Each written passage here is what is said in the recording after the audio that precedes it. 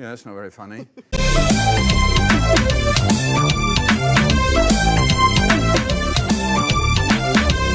Jolly good.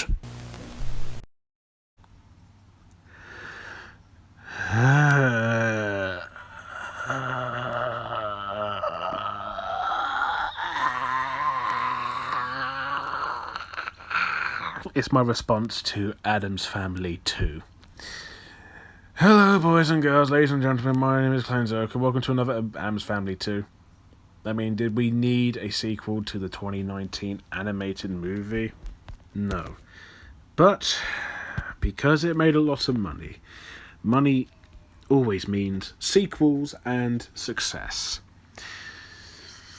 That's not quite how it works. A sequel needs to be made if it's necessary, not because of success. But clearly, Universal don't care. Simple as that. Anyways, this is the sequel to The Addams Family, the first movie which I did see in cinemas. I thought it was meh, forgettable, boring, made me want to watch Hotel Transylvania. It was a little entertaining. The animation's alright. Voice acting's actually fantastic. Really, really good voice acting, I must say. But everything else is dull, boring, been there, done that, tedious. Didn't feel like Addams Family. It was my first introduction to Addams Family, and it was not off to a good start. And we have a sequel. Hooray! That sounds like Zoidberg. Hooray! Right. This film came out. Well, you Americans are lucky. It came out on the 1st of October last week. Hotel Transylvania Transformania was supposed to come out this week and last week, but it moved to Prime. Although when I saw it today, they showed the trailer for it anyways. Yeah, if it's going to Prime, then why are they showing it? Why are they showing the trailer in cinemas? I don't get that. Anyways, so Addams Family 2 took over, and yeah. Well, let's get this over with. Okay, so the Addams Family go on a road trip. An animated sequel with a road trip. Gee.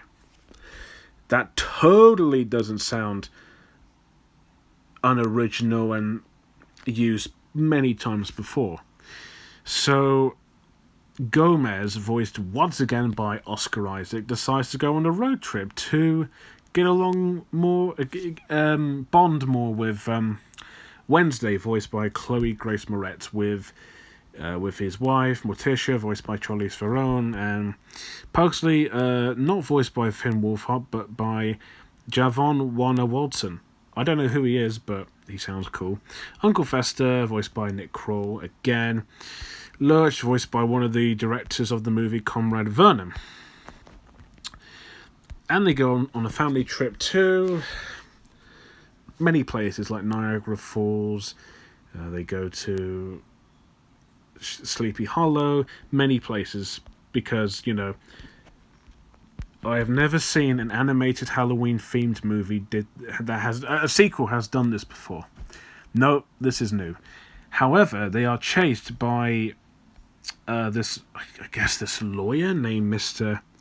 Mustela, voiced by Wallace Shawn, who tells them that apparently Gomez is actually not Wednesday's actual dad, and the actual dad is apparently the scientist named Cyrus Strange, voiced by Bill Hader, and so they must go on holiday and stay away from him. Pugsley learns about love from Fester, and Gomez tries to just stop Wednesday finding out about his real dad.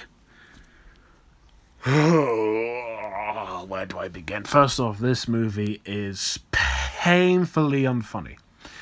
Granted, I laughed maybe 4 times. 2 out loud, 1 like, a couple of times I just chuckled, and then there were a couple of funny moments that were, a little amusing, and its sense of humour. I like dry sense of humour, and this wasn't Some of it was okay, the rest was painful. I didn't laugh. Most of the time I just went, or, Whenever one of my friends laughed at something, unless I thought it was funny, I just went, Like, it's one of those films where they just mention things that exist in our world. Like, there's a scene that involves a plane. Gomez says, "It's not Amazon Prime." And I thought, oh no. And then he mentions Billie Eilish. Oh god. I was like, this is one of those movies. Yeah, the humour is, I say, worse than the first movie. The first movie's humour was mixed, but not awful. This is like painfully unfunny. Oh, by the way, remember that Margot Needler character? You know, the Alice and Janney character? Glenn and the Parker? Non-existent. They don't even bring up what happens in the first film, which I think is a good thing.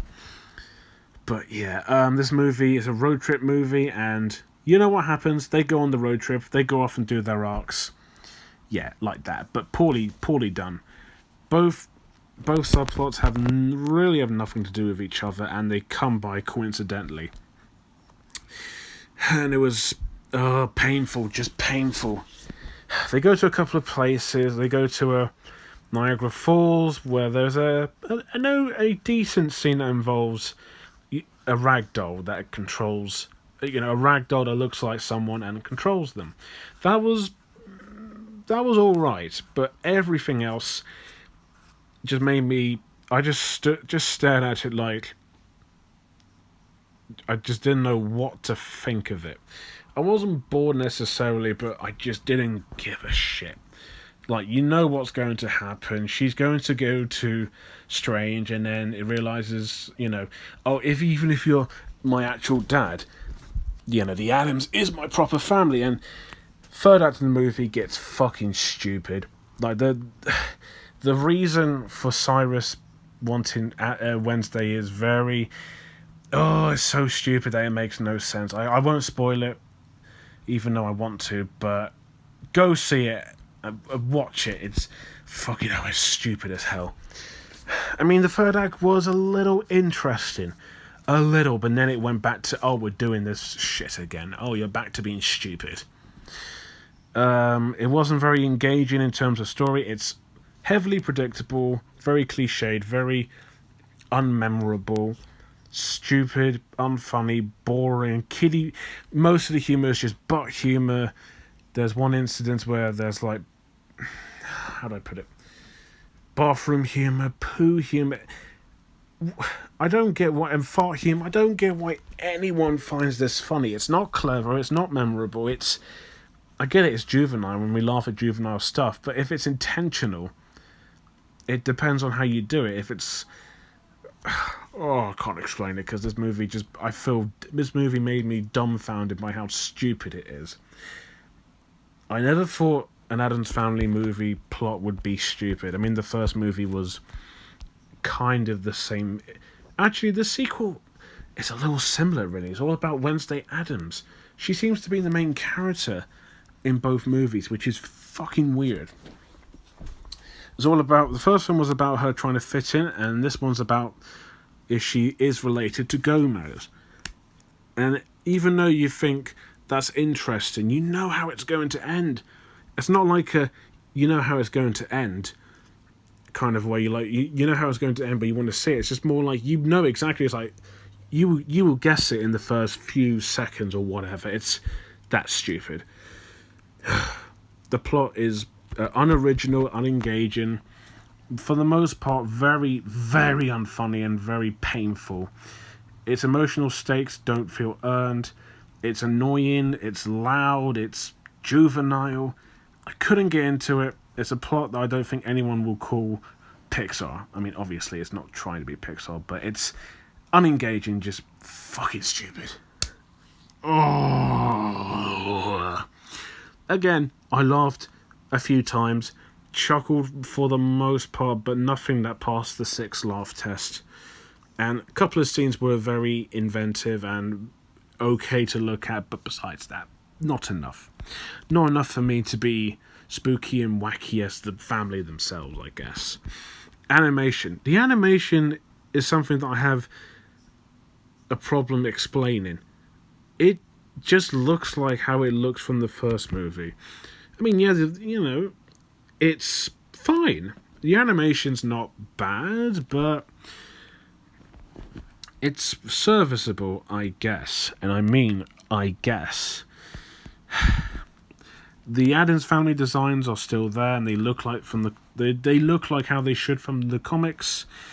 Backgrounds are nothing special, but they're nicely textured. I like some of the movements, and some of the cartoony slapstick is pretty decent. It's a decent movie. It's fine. And the new character, like Strange, looks kind of cool. I like some of the new characters, even though there's very few, look pretty interesting. But that's the thing. It just looks the same. When you look at other sequels to greater animated films like Toy Story, look at Toy Story. Look how the animation evolves from 1, 2, 3, and 4. It's still animation, but it improves and it gets better with technology. This film, like the first film's not even like 10 or 5 years old. It's like almost 2 years old. And yet the animation here is no different. No different from the first film. Okay, the third act, which involves morphing all these animals into one, won't give too much away, kind of reminded me of Hotel Transylvania, and it was kind of cool. And that's the thing too, the animation reminds me too much of Hotel Transylvania, which animation-wise, that film is better. Again, I'd rather much be watching that than this. Again, the animation's good. The animators did a decent job, and it looked fine. Even though the humans look ugly, and I know that's the intention, but they are poorly designed. Except for Strange, he did look kind of cool. The animation's fine, but yeah, just doesn't look no different. No different from the first film. Unfortunately, characters and acting. The Addams family just they did nothing for me whatsoever. I can't remember much of the first film, but I don't think they did much for me in the second film. First film as well. You got Gomez, who's the father, who's very adventurous, but also very juvenile. You got Morticia, who's the more, level-headed, straight woman, I should say, of the group. Fester's the comic relief. It's back in this, voiced by Snoop Dogg. I do not get the joke with that at all. Wednesday's the main character. She's the emotionless, little devious sister. Pugsley is the annoying comic relief. Grandma, voiced by what's her name? Betty Midler is in it because reference the first movie. None of them did a thing for me. Fester made me chuckle a few times, but he's very loud and annoying. Pugsley, is it Pugsley or Pugsley? I can't remember. Pugsley. This film left no impression on me that I forgot about Pugsley's name. Yeah, he was not very enthusiastic in my eyes. Morticia was boring. Gomez tries too hard. It was weird. I do not get the joke. Is he like a fan favourite of these movies? I mean, the two movies, not in general of the Addams family, but he's voiced by Snoop Dogg, and they play Drop It Like It's Hot or something. Again, don't get the joke. Don't see why it's funny. Is it because he's weird and he's voiced by a famous rapper? I don't get it. The villain of the movie, Cyrus Strange, is probably the closest to being interesting, but yet he is not interesting. He's a little more interesting in the first villain, the villain from the first movie, Margot Needler, who was just your average Karen, and Alison Janney is very good at voicing them. And this one's voiced by Bill Hader, and he plays a scientist.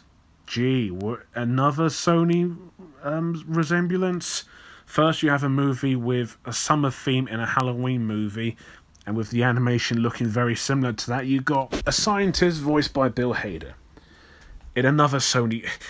Okay, you can see where I'm going with this. He's the closest to being an interesting character, but yet he's also stupid. And his reason for Wednesday, again, stupid, just dumb. Even his lawyer or henchman, voiced by Wallace Shawn, no impact.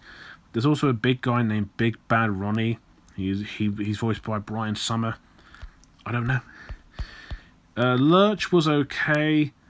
Thing was probably the only character I did mildly like, but even then, he's not in it for very long. Even with some poorly crafted characters, the voice acting still really good. Best part of these characters is the acting. Oscar Isaac is, has the energy and the enthusiasm as Gomez, Charlize Theron. Very proper and very high class. Chloe Grace Moretz, very, very good. Even though Finn Wolfhard does not voice Pugsley, I thought the replacement's really good. Nick Kroll's voice is cartoony and it works. Bill Hader is probably the best. I love his evil enthusiasm and his voice. I mean, Bill Hader's fantastic. And even though his character is dumb, his performance is very entertaining, and even Wallace Shawn as well. Conrad Vernon too, Betty Midler, Snoop Dogg. I don't know what to say about him, but he's it. These characters just didn't do a thing for me. They're not going to leave an impact on me at all. Just didn't find them engaging, funny, or interesting. They're just dull, boring, forgettable. Even with some top-notch acting, they can't save these characters. No. The score by Michael and Jeff Danner. I never thought I'd say this, but their score in the movie was very unmemorable, and that's a shame. Because their music is fan-fucking-tastic. It's beautiful, atmospheric, and even in the first movie it wasn't too bad. But here it's one of the worst music. Not awful, but just didn't leave an impact on me. Which is a shame because the music is really good. Speaking of music, how would you like it when an animated film plays Jump Around and I Will Survive? Never seen that before. Yeah, as you can tell, this movie was pretty unmemorable. Is it the worst of this year? No. Music was worse. Tom and Jerry's worse, which is coincidental because Chloe Grace Moretz is in that. This was worse than Spirit Untamed, which is really saying something. And even Wish Dragon was more interesting in this. This is bad. Like, not so bad it's good, but just unenthusiastically bad. Addams Family 2 did not need to exist. It was boring, dull, unfunny. The animation didn't do anything new at all. It just looked the same. The characters are boring, dull, unfunny, and annoying. And the story is cliched, along with a stupid third act and a rather familiar premise. The only things I liked is that, I laughed a few times, chuckles mostly. The animation still looks the same, but, it's decent. The voice acting's really good, actually, and yeah, that's it. Yeah, just avoid this. If you love the first film, which I know some people do, which I don't understand why, but go see it, I guess. Kids will probably enjoy it, but when I came out of the cinema, I couldn't remember anything about it. I mean, I remember the character. I just mean in terms of what happened, I couldn't remember a single thing. That's how bad it is. This film fucking hell made me tired as hell. Yeah, just skip it. Go see No Time to Die or Ron's Gone Wrong next week, which looks better than this pile of fucking shit. Even Boss Baby 2, which didn't need to exist, was more entertaining. I never thought I'd say that, but Boss Baby 2 was more entertaining than an Addams Family sequel, which didn't need to fucking exist.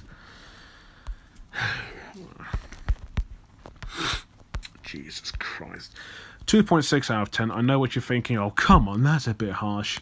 Again, film left no impact on me. Even if the things I liked about it were pretty good, it's not enough to give it a 4 or a 5. It's that bad. Skip it. Just fucking skip it. Fucking shit. It was also kind of boring too. Like I didn't fall asleep, but there were a few times I did check my watch because it felt long. Even though No Time to Die was a long movie, that felt shorter. This felt like it was going on for hours. I, again, checked my watch 2 or 3 times. I thought, when is this going to fucking end? It's like, Jesus Christ, it's been going on for like an hour, half an hour. No, an hour and a half, sorry. I wish it was half an hour. Like 30 minutes. It should be shorter. Anyways, yeah. Yeah, didn't like the movie. Fucking shit. Just piece of fucking shit. Yeah, just fuck this movie. Fuck it in its arsehole. So next week I've got some good animated films to talk about. In a trilogy I actually like from DreamWorks. And funnily enough, Conrad Vernon works at DreamWorks, or still does. So I'll be talking about some animated films that are actually good. Whee! And then next week I'll be seeing 2 films in one day at the same cinema. Ron's Gone Wrong and Venom 2, which, to be fair, that looks... Okay, anything's better at this point than this film. Well, maybe except the EMOGI movie, that's worse. Where the Dead Go to Die is worse, but this was just boring. Anyways, look forward to those, and if you had the audacity to see this piece of shit, what did you think about it? Is it good, bad, decent? Do you want to see it? Let me know below. And as always, thank you guys for watching. Don't forget to like, comment, and most importantly, subscribe. And until next time, I'm off to... I don't have the fucking ticket with me, do I? Hang on. Because I had the ticket in my... Oh, it probably fell out of my pocket when I left the cinema. I mean, good. It deserves to stay there. And I hope someone stamps on it. Because it's a piece of fucking arsing shit.